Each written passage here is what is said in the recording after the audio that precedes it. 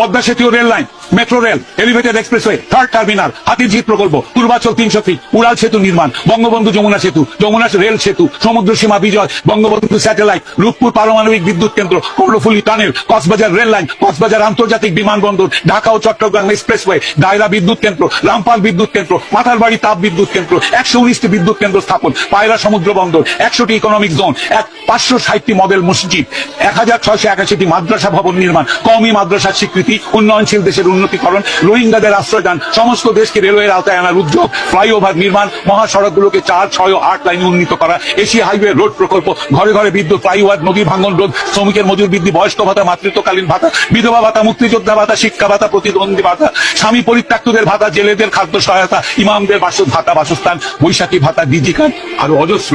আমার দম কুলাচ্ছে না এতগুলো পড়তে। 15 বছরে যদি এতগুলো কাজ কেউ করে থাকে, তাকে কোন চক্রান্তকারী এই টাকা পাচার করার দেয়? আর সে যদি ডিক্টেটর হয়, খুব ভালো করেছে।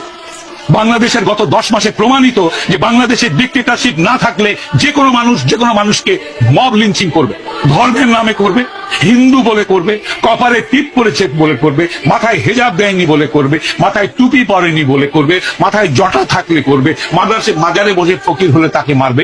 মেরেছে, হাজার হাজার মানুষ মেরেছে এরা। ডিক্টেটরশিপ ছাড়া এটা কোনোদিনও কন্ট্রোল সম্ভব নয়। খুব ভালো করেছেন আওয়ামী লীগ শেখ হাসিনা ডিক্টেটরশিপ করলো। তার উচিত ছিল আরো ডিক্টেটরশিপ করে এগুলোকে দমন করা। এইটাই আমি মনে করি। বাংলাদেশের মানুষের কপালে গণতন্ত্রের দরকার নেই। যারা জাতির পিতাকে হত্যা করে তার 54 বছর পর তার ভাস্কর্যের মাথায় পেশাব করে, সেই জাতির জন্য স্বাধীনতারও দরকার নেই। এরা পাকিস্তানের গোলাম হোক।